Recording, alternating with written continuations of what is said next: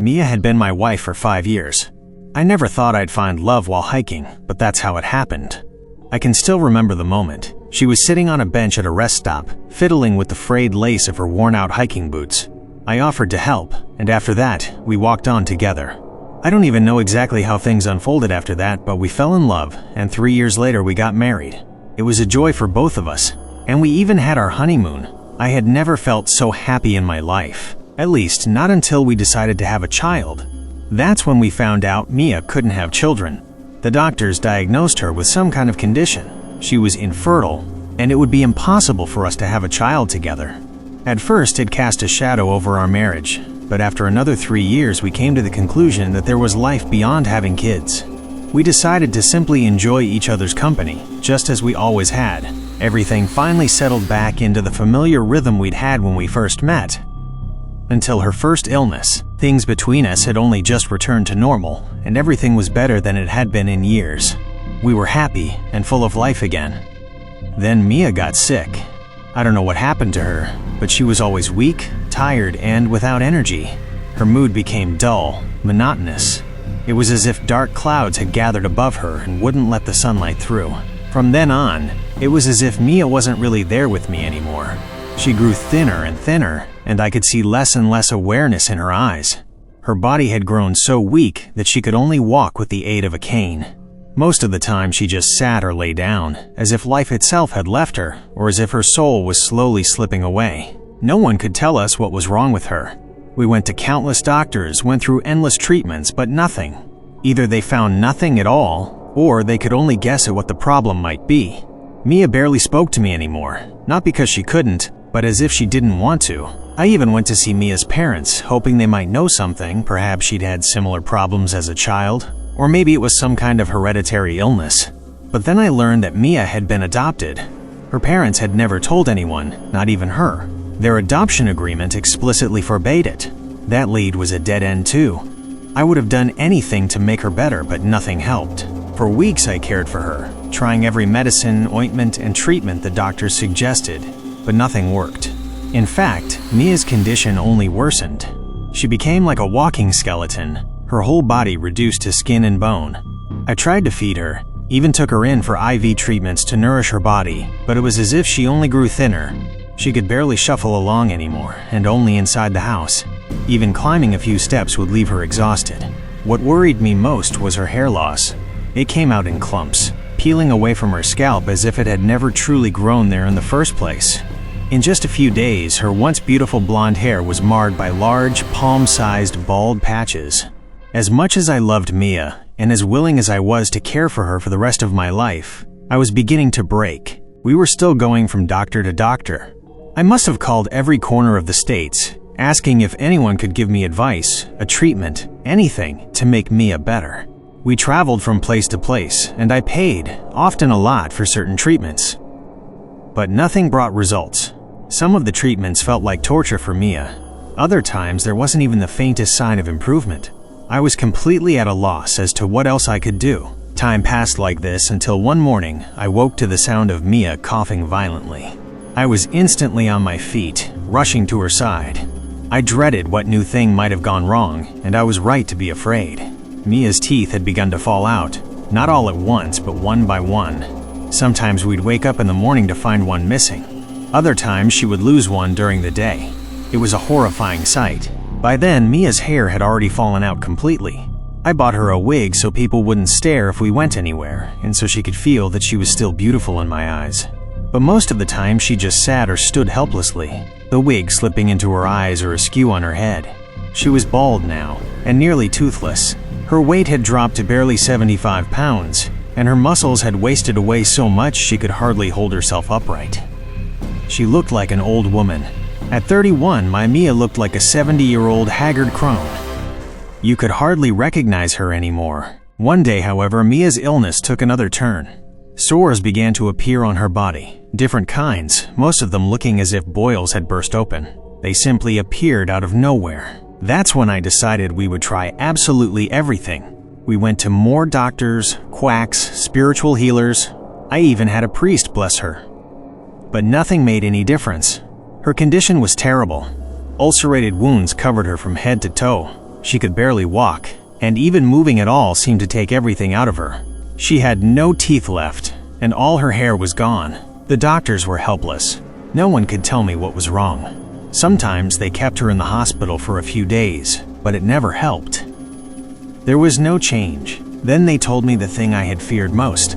Mia wouldn't live much longer if things stayed as they were. They told me to spend as much time with her as I could. I did everything I could, but Mia was beyond saving. Her body was being torn apart. And then, one morning, the moment I'd been expecting came, but not in the way I thought it would. I was downstairs having breakfast. Mia usually stayed in bed at that hour. A little later, I went up with some food for her, hoping I could coax her into eating something. I'd prepared a small plate of vegetables and blended them into a smoothie, thinking maybe she would manage to drink it. But when I opened our bedroom door, horror greeted me. Our bed was soaked in blood. Mia's legs were covered in it, as was the blanket. Shouting, I ripped the covers off her, demanding to know what was happening now. What I hadn't expected was the tiny baby lying between her legs. A child. A little girl. Mia had given birth to a baby girl. I don't know how I processed the whole thing. Maybe I didn't. I might have just convinced myself I had.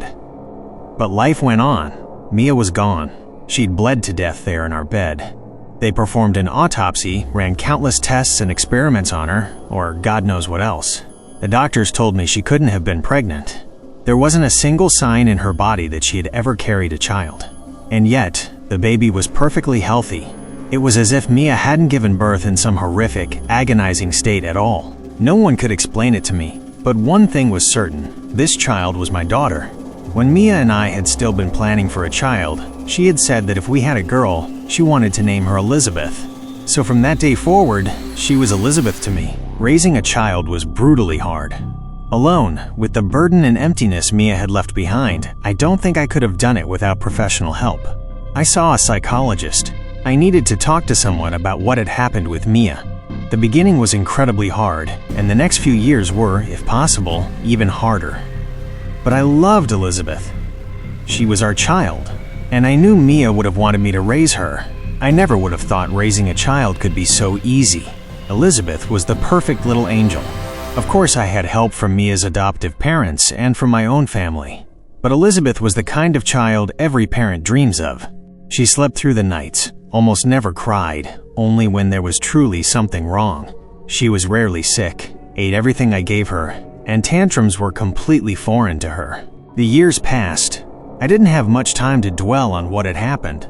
Between work, the household, and raising Elizabeth, my days were full. When Elizabeth turned 8, I decided to make some time for myself, or rather, for my love life.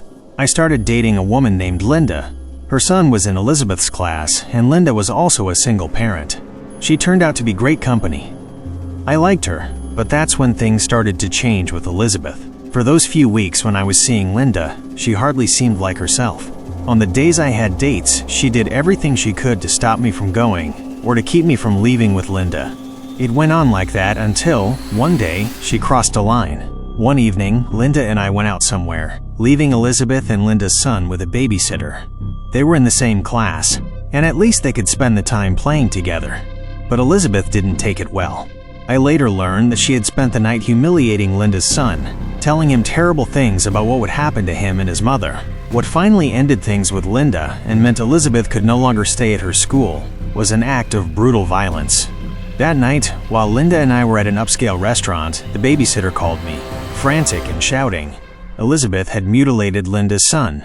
I still don't know exactly how it happened, but she had cut off 3 of his fingers with a kitchen knife. Linda never wanted to see me again, and I was furious with Elizabeth. From that point on, I took Elizabeth to a child psychologist. A lot was determined.